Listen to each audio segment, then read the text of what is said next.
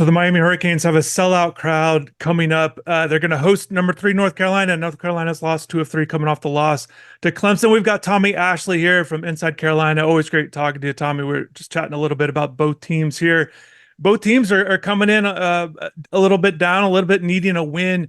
Talk to me about North Carolina, where they're at, still leading the conference, but losing two of three, and maybe touch on the Clemson thing about kind of what went wrong. Obviously got off to the poor start there and kind of was fighting the scoreboard the rest of the way. Well, yeah, for sure. I mean, Carolina was rolling there, a week ago? Um, 10 days ago, you'd won 10 straight games. You hadn't lost since they lost to Kentucky, and then they go down to Atlanta and lose a game that, for whatever reason, North Carolina in whatever sport going to Atlanta has struggled. I think this is a weird stat, not really relevant to what we're talking about, but they're 10 and 20 in the last 30 football and basketball games in Atlanta. I mean, it's insane. And it's not like Georgia Tech's some high level team consistently, but for whatever reason. And then of course the Duke game's just a different animal. You know the high level rivalry games, Carolina was up for it. I don't think Duke expected Carolina to be as physical as they were, and they sort of pushed the Devils around. And quite frankly, that game was a 10-point game the entire night. I was there in person. It was the first time I've watched the game from the stands in 25 years, and the environment and everything. And so what a great event. And Carolina gets that done, and you think, well, they're back. You know, that Georgia Tech game, they were overlooking Georgia Tech, blah blah blah blah. And then Clemson happens in the Smith Center, no doubt. And Kansas beats Houston and then has to go on the road to Kansas State and loses. Well, Carolina beats Duke and then stays at home and loses to a Clemson team that had won once and ever in Chapel Hill. And quite frankly, your point, Clemson jumped out early. You know, they made plays early, and Carolina looked like they were in quicksand and just couldn't ever get it back. They spent a lot of energy trying to get back in the game, and then down the stretch, Clemson made more plays. And so here we are, losers of two of three, still leading the conference, still highly ranked. But there's some cracks there, I think. We'll talk about them. Yeah, and Miami, they're coming in needing a big win, but it's not just, oh, they've got to beat North Carolina in terms of their tournament resume. To me, they're fighting wins total. They've got to get that win total up. They've got to have this strong month. They've got 8 games left. I don't know what it's going to take. They've got, Carolina and Duke still on the schedule here, obviously. And they've got tough games. And I don't know if, it's not going to be just the win against North Carolina. You touched on Georgia Tech, kind of the oddities there. They're at 3 conference wins, and Duke and North Carolina are a couple of them. So it's just a kind of a weird situation, kind of just a perfect example how one game doesn't define your season. But Miami is hoping to come back off this 38-point just a really poor performance. 17 in the first half, couldn't get anything going. And Virginia does make it tough. But with how Miami's played offensively this year, I don't think there's probably been enough attention on how they've performed offensively, because you start seeing some of the point totals. And when you're looking at season stats, you're looking at points per game, and Miami was at 81 going to the game. But I think they've padded their stats against poor performing teams in the non-conference schedule. And if you look at Ken Palm kind of analyzing the analytics, they're 11th in the conference in conference games offensive efficiency. And there's some you'll see it when you watch Miami. They're not a perfectly constructed roster with their 5-man lineups, and typically when they've got a good lineup, Jim Larinaga can maximize what they have, and this one just has its flaws, and their flaws show up against good quality opponents. Other than the Clemson game for Miami, they've just not really played well against good teams, and that's kind of a big concern going into the North Carolina game. I know they want to get up for it. I touched on the sellout crowd, but offensively, they don't distribute the ball well enough as a team, either from the point guard spot. And there's a lot of standing around the arc. You'll see it. They kind of pass the ball to the outside perimeter and really take turns. A guy will take a couple of dribbles, pass off to the next guy. You don't see a lot of passing around the perimeter, not enough to kind of create some good opportunities, some good scoring opportunities for some quality shots on the offensive. They do on the offensive half court sets. They do want to get out and run. North Carolina clearly does as well. So that'll be interesting to see how both teams kind of manage that. Miami's hoping to, they have a full slate of guys out on the court. Their starting lineup. They've had guys in and out. It's not why they've been losing, but they've had guys kind of in and out, ankle injury here or there. And it's kind of affected them. Certainly saw that last game against Virginia. Again, Virginia clearly outplayed them. It's not the reason why they lost, but it didn't help when Miami, they had a starter go down in the first few minutes, and that was it. And they just don't have a deep team to kind of make up for that. So a big game for Miami. Tommy, we touched on it here. The importance for North Carolina of winning this game. You said lost 2 of 3. They're competing for a lot going on right now. Not just a league title. We're talking about tournament placing and making a strong run, a deep run into March. You want to be playing your best. What is the importance of this game for North Carolina? And essentially, how do they get back on track to win in a game and playing their ball? Yeah, I mean, we talked about it a little bit off air, and I'll say this. I think Miami's a pretty good team, got some good athletes on the team, and everybody knows who Nigel Pack is and Norchad Omier. But for North Carolina is a couple things. One, you've lost 2 of 3. So you've given all the capital from winning the Duke game back. You beat Duke, sure, but you lost to Georgia Tech and Clemson. And we know what the metrics think of the ACC, right? They just, for whatever reason, it doesn't matter about what you see on the court. The metrics are down on the ACC. So Carolina needs to sort of get back in winning ways, not because winning against teams that are not very good in the metrics helps your metric, but you can't lose to them. You know what I mean? And the second part of it, and this is something we also talked about, is whether or not Miami's good or not, they scored 38 points against Virginia. And for a fan base that can that takes struggles pretty mightily, and this, it's the same with any fan base, regardless of the quality of team they're playing.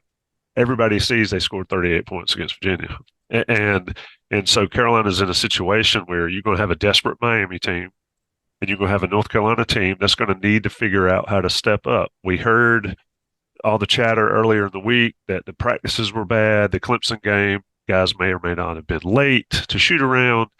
They had some injuries. Seth Trimble, I think, is a key part. He was out of that game. So can North Carolina get back on the winning track and not suffer another loss that's going to be really damaging, not necessarily for the NCAA tournament hopes?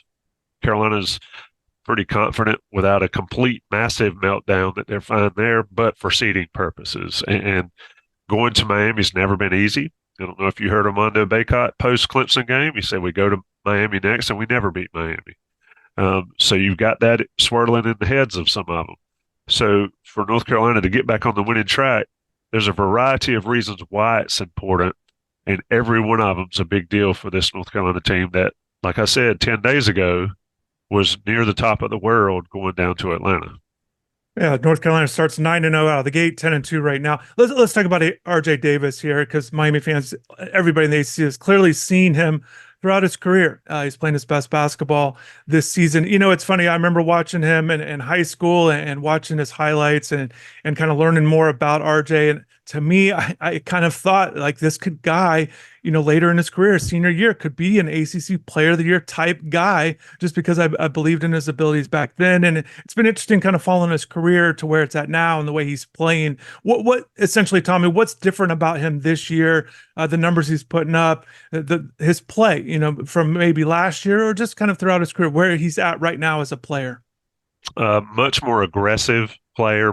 He knows his role. I think Elliot Cadeau, and we can talk about Elliot's shortcomings shooting the basketball, but Elliot Cadeau's ability to take the ball out of RJ's hands some of the game, and chemistry matters. Caleb Love was a guy that they just didn't really blend well together on the court when they were playing together. There were some great moments. We all know that. But RJ's ability to sort of play more free this year, he knows that this is his team.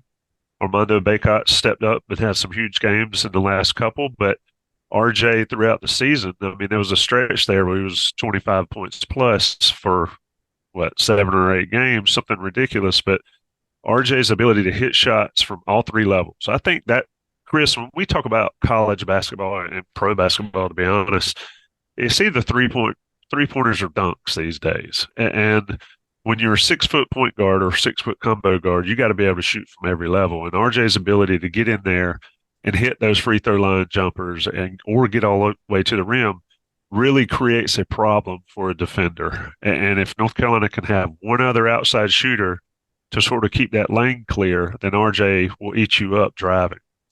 and his ability to rebound. I mean, he is tough. He takes shots every game. And I'm not talking about shooting. I'm talking about he takes a good beating every game because teams want to knock him off rhythm. But you look at his numbers, 21 and a half points per game.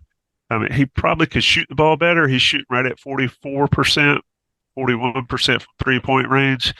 Those need to be a little, you would like those to be a little higher, but the bottom line is you can't argue with the production. And RJ, when Carolina's playing well, it's usually coincides with RJ doing his thing. And I think, how he handles it's funny. I look at RJ kind of like Drake May, right? And I make the football basketball reference. You felt like watching Carolina football that Drake May had to make plays for Carolina to win. Sort of feel the same way with Carolina and RJ Davis at times, especially when other guys have been struggling.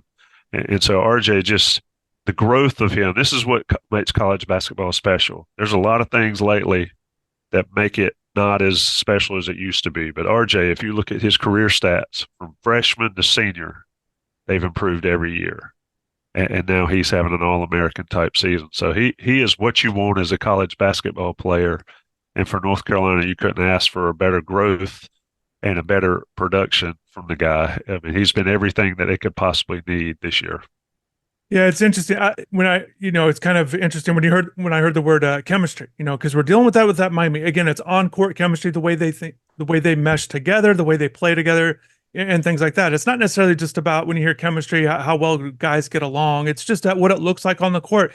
And I kind of revert back to I remember a KU team, with Julian Wright years ago. Leading scorer goes to the draft early, and I thought they'd be a better team the next year, and they won the national title that year, the Brandon Rush team. So sometimes it is about the fit and having that role, and clearly RJ with how much he's shooting the ball, and you touched on another thing about being aggressive. Certainly plays fast. I feel like we're seeing that, especially going to the rim and not just shooting. So Miami's gonna have their hands full with RJ and understanding that he is doing things a little bit different than what they've seen in the past, and hopefully they understand that his game is continuing to evolve. And I think that matchup's going to be interesting. Depends on I think Bensley Joseph, but he's been on the bench. They've kind of reverted back to him to coming off the bench, and Nigel Pax just simply is not a good defender, and that's not a good matchup. And I think maybe you look at it like, oh, Nigel can score. They're similar offensive games, similar heights, but Nigel's just not a defender, and I think they could get into some real trouble if he's really matched up with him quite a bit. So that'll be interesting. I think Keyshawn George, the 6'8" freshman, he was the guy that I was touching on against Virginia, goes down in the first few minutes. He's a guy they really like defensively. When he's out on the floor, he will guard the point guard. And I think it looks a little bit different because of his length. Some people might wonder why that is. Like I said, Nigel's a little bit, he is smaller. So you're thinking that, but I think that might be the matchup out of the gate, assuming they're keeping Keyshawn in the starting lineup and that he's going to be able to play. We're going to be able to be at practice on Friday as it looks, I think right now. We've not heard official word, so get a chance to see him out there and have some reporting back if that's exactly what they're doing and Keyshawn's able to go. We'll get a good sense on that on Friday. But I think that'll be big too, just being able to contain RJ and understanding that his game is evolving, as I mentioned.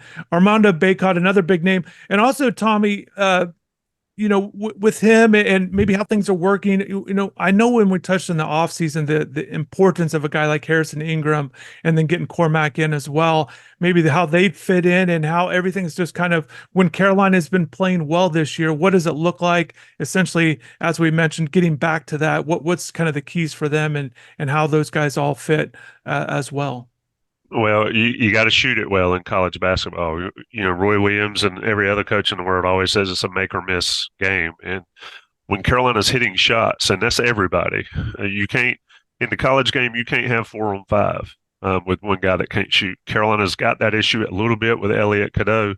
You mentioned the matchups with RJ Davis. I think, and I want to back up just for a second, I think defending RJ Davis, you got to keep him out of the lane. If you've got a guy with some size that can keep him out of the lane, then you have opportunities to make North Carolina's offense stagnate a little bit. And same with Elliot Cadeau. But if those guys are allowed to get to the rim, they create all sorts of problems for everybody. Then you look at potential foul trouble.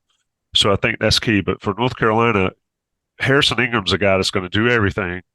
I do not like the Draymond Green comp that we keep seeing on ESPN. But I do like the Ron Artest one. Harrison Ingram's not the same personality as Artest, but they played similar.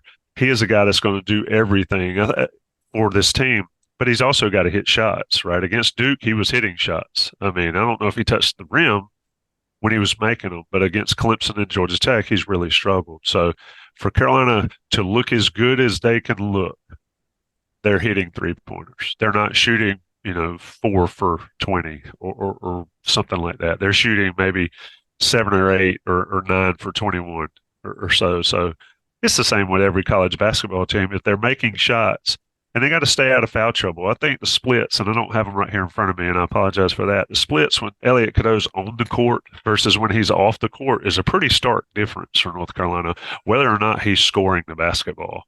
Uh, so if he stays on the floor, then it provides RJ opportunities. It provides stress on the defense. And then if you help on him, you got open shooters. So it's just the same thing with every team. You have to hit shots. But the key for Carolina going down here to Miami is Cormac Ryan he's got to do something. They need Seth Trimble to step in, but Cormac Ryan's got to be a guy that's going to make some shots. He comes from, obviously Stanford, Notre Dame, but if he's going to go 0 for 6 and 1 for 10, then Carolina's going to struggle. It's just a fact. And I don't think they're good enough. Armando Bacot said it best. They're not good enough to coast, but they're also not good enough to really survive massively poor shooting performances from the outside. Defensively, I'm curious what you make of North Carolina defensively and Miami too. I think defensively for Miami, the biggest thing you're going to look, I touched on the RJ Davis matchup, but everybody's going to look at Bacot because of his size and the things he's able to do inside and just with what Miami is rolling out this season. Last year, we saw it too with Norchad Omier playing the center position. You touched on Cadeau being his importance of being on the floor. For Miami, it makes sense. I mean, he's their leading scorer, leading rebounder with Omier, but he gets in foul trouble when he's not on the floor. The splits are not good. It wasn't good last year. He actually led the team in plus minus a year ago, even with a couple NBA guys and Wong and Miller. And Omier, it just shows his importance. He's got to be able to defend the paint. I know that they're going to want to make sure they kind of limit touches with Bacot. Some one-on-one stuff in the post. They're going to try to their best to prevent that because it's just not going to look good. And I think from a Miami fan base, they get really upset watching this. And I know it's Miami's small ball mentality. It has been its strength. It kind of led them obviously to some deep tournament runs. However, when it doesn't go well, everyone wants to see a bigger lineup. Why don't you have a bigger lineup? It doesn't look good when you've got a guy much bigger. Essentially, it looks like a varsity player going against a JV guy down low, and that's just what it looks like. It's a 2-foot shot, and how the heck are you going to defend it? So Miami's got ball pressure has to be big around the perimeter, not allow easy entry passes. But again, those one-on-one post situations, they've got to avoid those as much as possible, either double down or just kind of really make it, Jim Larinaga has mentioned this, make it feel like there's a lot of people on them. Get your hands down. The smaller guys have to make sure that they're applying pressure. So that'll be the key for Miami defensively. And obviously, like as I mentioned earlier, getting back on defense. But defensively for UNC, what do you make of their team there? Defend without fouling. I don't know if Elliot Cadeau has got a marker out for him or something, but I mean, the kid picks up fouls faster than any college player I've seen. I mean, if you go back and there was a stretch there, he didn't have any fouls. I think it might have been Georgia Tech game. Forgive me if I'm wrong. He didn't have any fouls in the first half. He played 7 minutes in the second half and fouled out. I mean, and I've railed on this, and I'm not a ref guy, an anti-ref guy, but the inconsistency within the games has been troubling. And I think at times a guy like Cadeau, a freshman, has had a hard time adjusting, but they have to defend without fouling. Bacot needs to be on the floor. If I like Bacot's chances against a big that's not his size, and we know that he's going to be one of the biggest ones on the court this weekend. But the problem is that you get a lot of stupid fouls away from the basket, and so how can Carolina defend Miami's athletic ability without making stupid fouls? If a guy makes a shot, Jay Billis says this all the time, and I'm not a huge fan, but he says you can get 2 points back, you can't get a foul back, and that is as real as it gets. So if a guy's got you beat, then let him have it. And I think Carolina needs to play with that mindset a little bit more than they have, because for Cadeau, for Bacot, But Carolina's going to pressure the ball more so than they have, and then Carolina's going to uh, force you into shots that you may not want, try to run you off the 3 point line, and then go get the rebound. And that's where Harrison Ingram comes in. I mean, his ability. Baycott is more of a positional rebounder, I would think it would be fair to say. Harrison Ingram's more of a go get it. You know, Baycott knows where the ball's going. I'm going to that spot. Harrison Ingram says wherever the ball goes, I'm going to that spot. And there's a difference there. So the bottom line is you stay on the floor with your best players, and I like Carolina's chances. But your point about ball pressure and preventing those inside passes, I think that's highly underrated, Chris. Is we talk about interior defense all the time, and so and so can't guard him or whatever. Well, if Amir can't get the ball, then or can't get the ball where he wants it, then that's the best defense, right? And it's the same way with Carolina and Baycott on the interior. So it'd be an interesting chess match there. But I think the bottom line comes is who stays on who keeps their best players on, because I think once you start chipping away at your best players, then you have trouble on both sides, and I think that'll be a key matchup there. Yeah, that's an excellent point. And for Miami, I touched on Omier. The big thing with him, not just his positive play, but it's kind of the baseball stat, the WAR, the wins above replacement. He is much better than what they're going to bring off the bench. And Nawaka, the freshman there, it's a huge difference defensively and offensively. It's just not nearly the caliber of player, and that's why his importance is so much. Not just because he can score and rebound. Tommy, I want you to wrap up with this, and I'll do the same for Miami, but what would a win for North Carolina do moving forward as we are really down the stretch here this season? What would a win for North Carolina over Miami mean moving forward here? It gets positive vibes back, Chris. I mean, I think that's very important, not just for the fan base, but for the players. I mean, you come off the high of beating Duke, but you sandwich it with two inexplicable losses, especially the Clemson game, and it's human nature to be down on it. And as we know, college basketball is a marathon, not a sprint.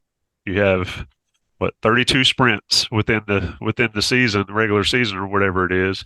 And for Carolina, they've lost two out of those three. And so I think it's important for them to get back on track. It's important for a guy like Cormac Ryan to have some success, because I think his confidence is teetering on the brink a little bit, and it doesn't get any easier. I was talking about it earlier with one of my Inside Carolina uh, coworkers. Is right now with 8 games left, you've got one you probably think's a sure win, and that's Notre Dame, because they're just not very good, and that's in Chapel Hill on senior night.